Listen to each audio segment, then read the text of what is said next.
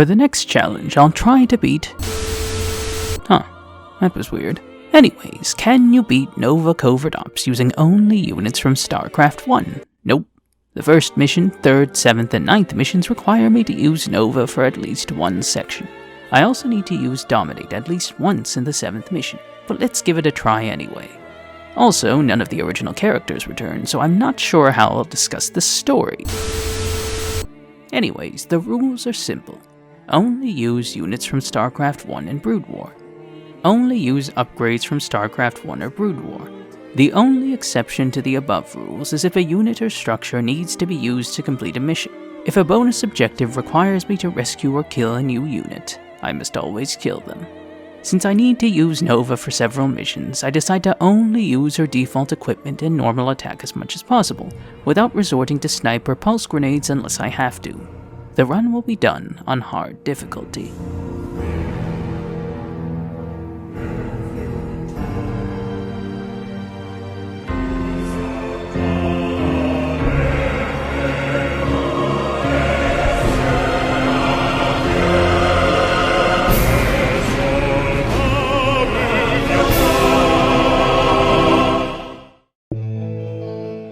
The campaign begins with Blonde Kerrigan awakening in a facility.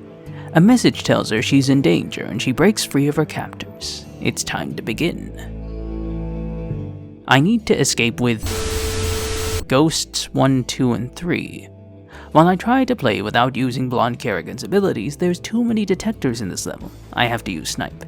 I decide to only use pulse grenades. While Ghosts 1, 2, and 3 weren't in the original games, I save them anyways. They are still called Ghosts after all. It's a surprise tool that can help us later. Blonde Kerrigan and Ghost 1 escape on vulture bikes, fighting off Hellions, Banshees, and killing countless civilians along the way. We fight a giant gunship thing, kill it, and the mission ends. Blonde Kerrigan arrives at the planet Praxis and meets the Magistrate from Starcraft 1. I didn't think he'd come back for the sequels. He reveals that Blonde Kerrigan's been AWOL for a while and is accused of working for a terrorist group known as the Confederacy of Man. Also, the Zerg show up. Sudden strike requires me to... One more thing. Blonde Kerrigan. Swan wanted to have a word with you. Yeah, I've been working on a jumpsuit that's ready for some field testing. You can't cloak in it, but it'll let you jump like one of those Reaper guys. I need to hold for 20 minutes to give the Dominion time to reinforce Praxis. Meanwhile, the Zerg continually attack the Dominion base. Once again, Swan tries sabotaging me by giving me useless Reapers. But Pi, they have spider mines! And that's a complete insult to this challenge. Why would I use an original ability on an unoriginal unit? Ridiculous.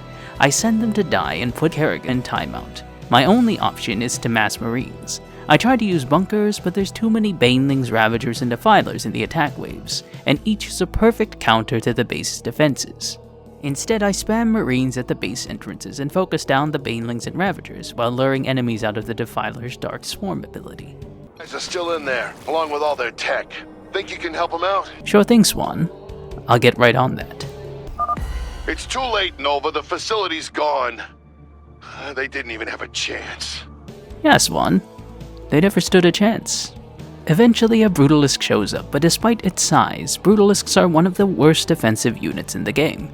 The Zerg manage to break through the outer defenses, and I pull my barracks back to form a wall.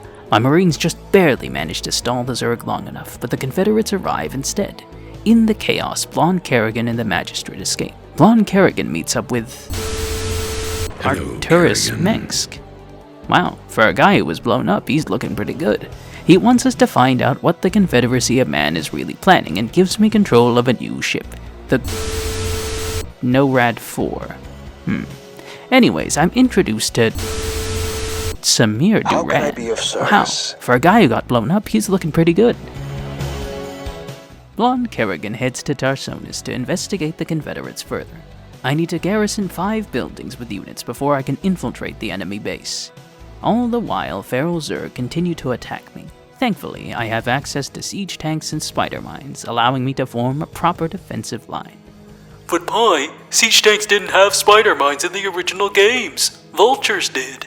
Ah, but it's still an original ability on an original unit, so it's perfectly legal from a certain point of view.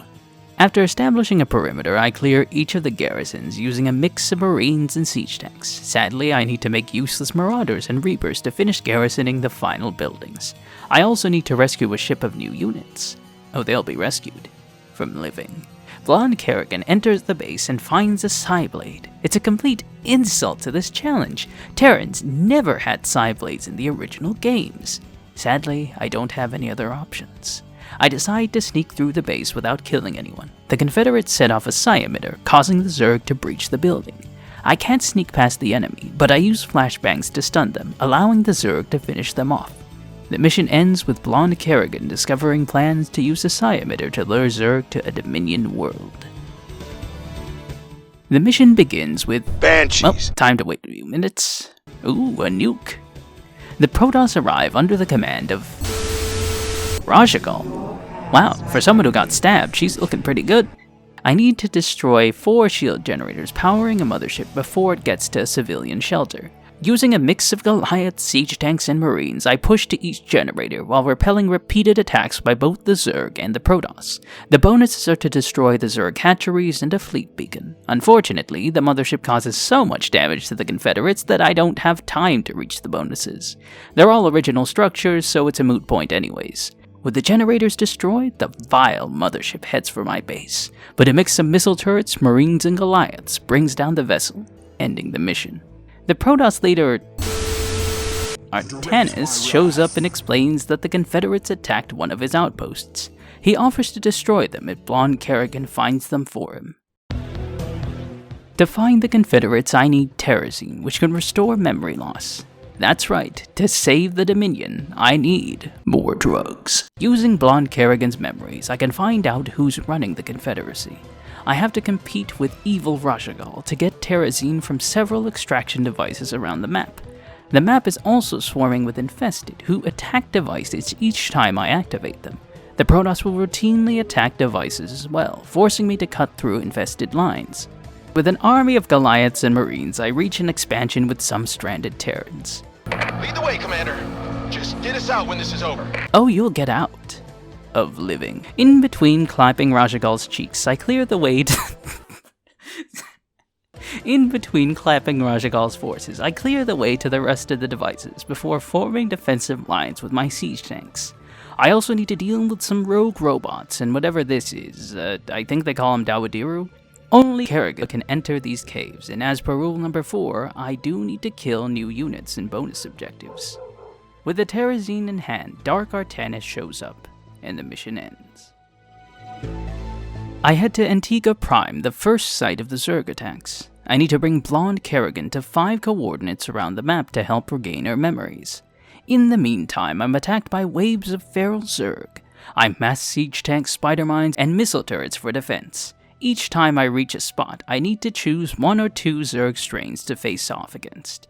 After clearing each area, the strains are eliminated from the attack waves. The most annoying strains are lurkers and nidus worms. Since I don't have science vessels, the only reliable way to detect them is missile turrets. If a turret is destroyed before all lurkers are killed, I have to reset. In the meantime, the nidus worms continually pop up around my base, keeping me from expanding easily. I push using Marines and Goliaths. Against Banelings and Ultras, I kite them back and focus each one down.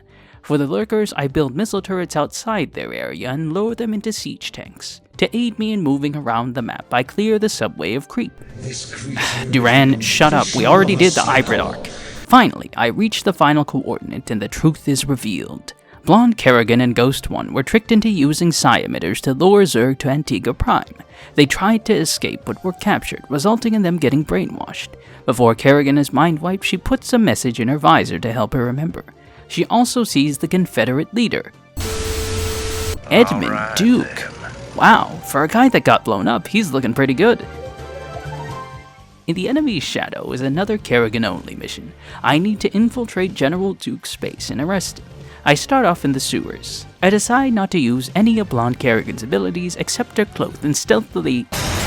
Strictly business. Enemy sighted.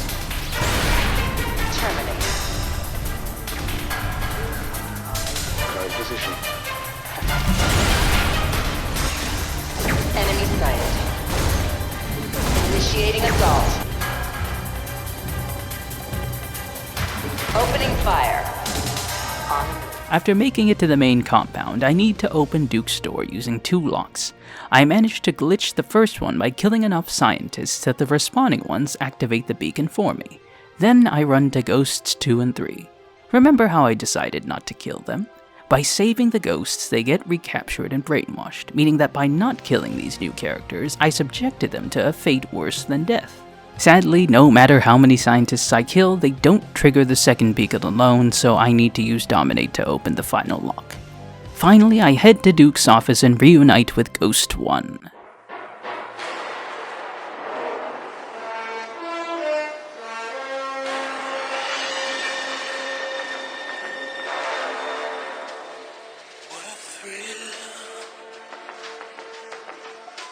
Darkness and silence through the night. What a thrill. I'm searching and I'm mounting to you. What a fear in my heart. But you're so supreme. I give my Blonde Kerrigan arrests Duke, and the mission ends. Dark Artanis arrives and begins zapping everyone. After all, it's not Protoss if it's not blowing up planets. Blonde Kerrigan, the Dominion, and the Confederates rally together to fend off the Protoss offensive. Using a mix of siege tanks, spider mines, missile turrets, and battlecruisers, I managed to hold off until several hundred Protoss remain. The main road in my right flank eventually collapses as my allies are overwhelmed. I rally my fleet around the nearby science facility while I pull my defenders back on the right to the Dominion base. Despite heavy casualties, the Protoss offensive peters out. Evil Rajagal leads 2 separate attacks with their motherships, but they fall before mass Yamatos. With the Protoss retreating, I discover that Duke has escaped in the chaos. Endgame requires me to save these disgusting Gorgon Behemoth-class battlecruisers. Anyways, Duke will routinely use the Xanthos, this disgusting mech thing, to attack each battlecruiser. If they're destroyed, I lose the mission. I need to repel the Xanthos by disabling its weapon systems to force it to repair. Well, if it isn't little Kerrigan, you got a lot to answer for, little girl. Y'all need some good old-fashioned discipline. Where'd you study tactics? The Hyperion periodically arrives to help attack Confederate lines, but it dies quickly without support. Despite mining out and running low on resources, I damage the Xanthos enough that Duke sends it directly at my lines. With my base being overrun, I manage to down the mech with the last of my battlecruisers. Do your worst then, girl. You ain't taking Edmund Duke without a I do not take kindly to betrayal, Terran.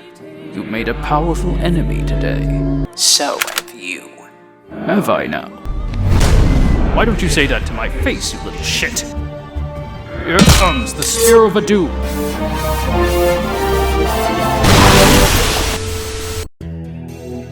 Sorry guys, I don't know what happened there.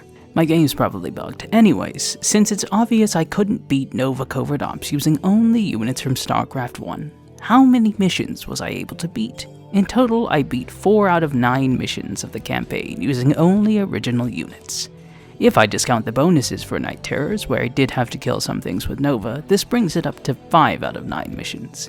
It's clear that like Heart of the Swarm, the new hero and new upgrades prevent me from playing properly. No medics meant that my army had a hard time staying alive. Detection was also a pain to get, putting Flashpoint and Endgame among my least favorite missions in this run. With all official StarCraft 2 campaigns done, how many missions overall can be done using only StarCraft 1 units? Well, the math's a little messy, but at my most generous count, I counted 23 out of 29 missions from Wings of Liberty, 14 out of 27 missions from Heart of the Swarm, 16 out of 25 missions from Legacy of the Void, and 5 out of 9 missions of Nova Covert Ops. This brings it to a grand total of 58 out of 90 missions that are doable using only Starcraft 1 units. This concludes the Retro Challenge. For my next challenge, I'll try to beat